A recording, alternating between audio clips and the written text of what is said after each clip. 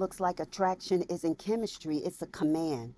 Relationship witchcraft will start when one person spiritually or energetically manipulates another in order to bind them emotionally, sexually, mentally, or even financially. Now, it can happen through words, through rituals, thoughts, or even through projection, because not all bondage needs chains.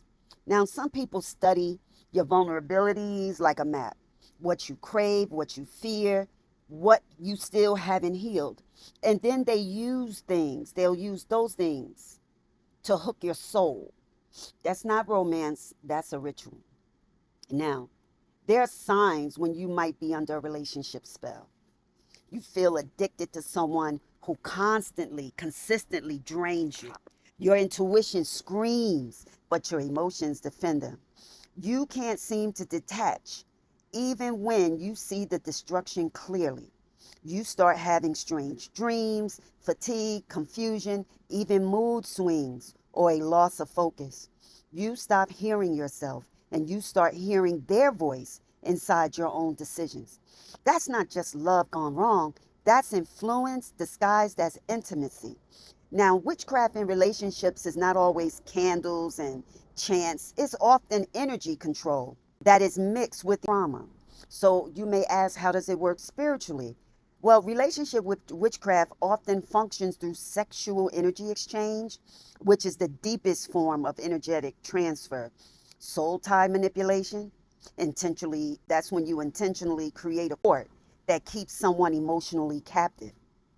Also, their word spells, which are repeated declarations meant to shape your reality. You'll never find anyone better than me. You're nothing without me. Those are repeated declarations that's meant to shape your reality. And there are also mirror binding rituals, visualizing control over a person's emotions, love, or attention. And what about the gifts and the symbols? Because they can be used as witchcraft in a relationship as well. And these are objects or tokens that are carrying the energy that disrupt peace or clarity. So every form of witchcraft in relationships aims for the same result, to own what was never theirs to own. And why do people use it in relationships? Because they fear abandonment.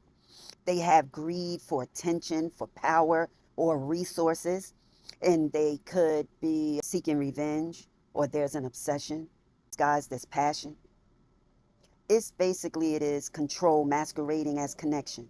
They don't want partnership, they want possession. Now, there is a psychological parallel. Even if someone doesn't practice literal witchcraft, they may still use psychological witchcraft, which is gaslighting, love bombing, and emotional blackmail. It's the same spiritual principle, distorting the reality to maintain dominance. They'll charm you to disarm you, then they control to consume you. By the time you realize what's happening, your willpower feels weaker, not because you're weak, but because they've been feeding on your life force disguised as affection. How do you free? Now, breaking free from relationship witchcraft isn't about simply blocking the ember. It's about reclaiming your energy field, re-anchoring your identity, renouncing the tie, and restoring your spiritual sovereignty. Now, the spiritual sovereignty is very important because that's basically saying that your free stops agreeing to be owned, right? And the deeper lesson with this is relationship witchcraft reveals this truth. Love is not supposed to take your power to prove its worth. When someone's affection becomes your confusion, it's no longer love. It's enslavement disguised as devotion. What many call falling in love is sometimes falling under influence. You don't owe anyone continued access to you because they once called it love. Protect your energy, guard your heart, because when your spirit is free, even the strongest manipulation will lose its grip. See, you were not hard to love. You were just in a contract with someone who sold you love as control. Now, it's not love. That's an agreement forged in confusion. It is signed in silence and renewed every time you apologize for noticing truth. See, every relationship has energy contracts. Some are conscious, which is loyalty, respect, reciprocity. Others are hidden, silence, suppression, submission. And most people giving versus what they're taking. You think you're loving them, but energetically, they're feeding off you. That's why you feel exhausted after talking to them, confused after seeing them, guilty after setting a boundary. The moment you start to grow, they start to panic because every step you take forward toward clarity weakens their control. Most hidden contracts begin with spiritual camouflage. They present themselves as your peace after pain, your safe space after chaos. They say everything you've prayed to hear. They touch every wound you thought no one saw. They speak the language of healing while planting the seeds of dependency. That's not intuition, that's initiation.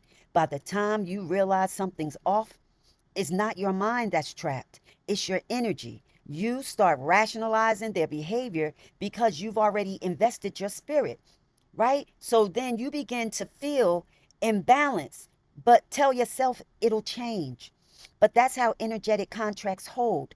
Hope is the currency, and they trade on your hope until you're spiritually bankrupt. Energy always moves toward permission, spoken or unspoken. When you give constant forgiveness without accountability, you're saying, my peace can wait. When you accept emotional neglect because you're scared to lose connection, you're saying, I'll pay the cost. That's how spiritual contracts get renewed, not with rituals, with repeated self betrayal. You think witchcraft is candles and symbols. No, it's also persuasion. It's the repeated suggestion that your worth depends on someone's comfort. It's making you doubt your discernment until you surrender it completely. That's how energy transfers. And once your intuition goes quiet, they have full access to rewrite your emotional code. Confusion is the favorite language of manipulation. When your spirit starts to sense danger, they flood you with words, explanations, excuses, and emotions. They don't want resolution, they want distraction. Because the more time you spend explaining your pain to the one who caused it, the less time you have to heal it. So notice the patterns. They argue right before your biggest moments. They create chaos whenever you're about to grow. They show affection when you finally detach. These aren't coincidences. They're energetic tactics, keeping your focus on survival instead of growing. Now, every manipulative bond requires your participation. And the truth hurts. Not everyone who says they love you is equipped to love you without extracting from you.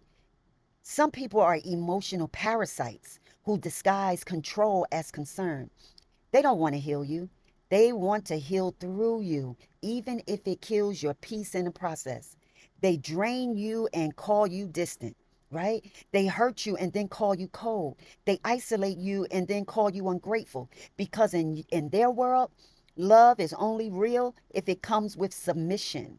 That's why you always feel smaller around them because they need you powerless to feel powerful.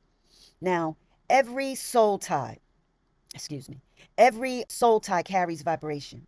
So when two energies merge, they create a third energy, and this is the shared atmosphere.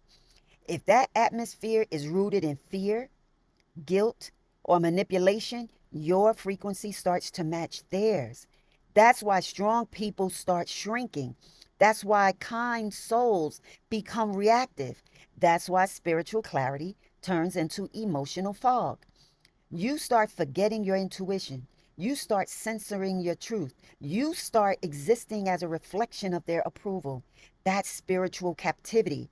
And relationship witchcraft feeds on that compliance, the quiet surrender of your own intuition. First act of freedom is awareness, not arguing, not revenge, just awareness. Because when you see the structure of manipulation, you dismantle its foundation. You stop reacting and start observing.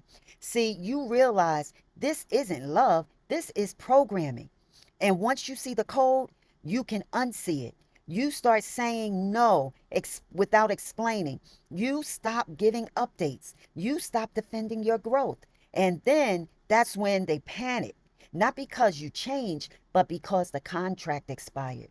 Their influence depended on your confusion. The moment you get clear, they lose power. But let's get real. Breaking free doesn't feel freeing at first. It feels like withdrawal. You'll miss the chaos before you love the calm. You'll miss the conversations before you remember the manipulation hidden in them. Your body will crave their energy because it was trained to equate love with survival. That's why you'll have moments of weakness, not because you want them back, but because your spirit is detoxing the frequency of control. So be gentle with yourself. You're not going backwards, you're unwiring dependency. You see, healing looks messy when you've been conditioned to mistake intensity for intimacy. The same person who once drained you will come back confused, right? Because they'll feel the energetic door closing. They'll sense your silence, your distance, and your peace, and they'll test the lock with nostalgia, speaking about all the memories you had together. And they'll say, remember how good we were? But memory without growth is just bait. They're not missing you, they're missing their access to your energy. They can't feed where they're no longer worshiped. That's why your peace offends them. That's why your silence feels like betrayal, because your healing means their control is officially broken. Here's the truth most people won't admit. After you've survived relationship witchcraft, your standards rise to divine levels. You no longer fall for flattery. You look for peace. You no longer mistake obsession for effort. You crave consistency. You no longer call manipulation love. Relationships that breathe, not bleed. That's the proof you've healed. When your spirit prefers solitude over company that costs your sanity, when you can feel someone's intentions without saying a word, when peace finally feels like home and not punishment. The hidden contracts are real, but every contract ends when the awakened version of you shows up. You no longer who they bound. You're no longer who they control. And you're definitely not the version that understands that they now understand, right? Because love isn't meant to shrink. Connection isn't meant to confuse you. And healing isn't meant to hurt you again and again. You are not the broken one. You're the awakened one who remembered your value before they could rewrite it. Every false contract pretending to be love has now been expired. Every agreement you've never consumed to is now void. And every energy that fed on your confusion now starves at the table of your peace. Stay covered, stay conscious, stay undefeated. See you on the next one. Bye bye.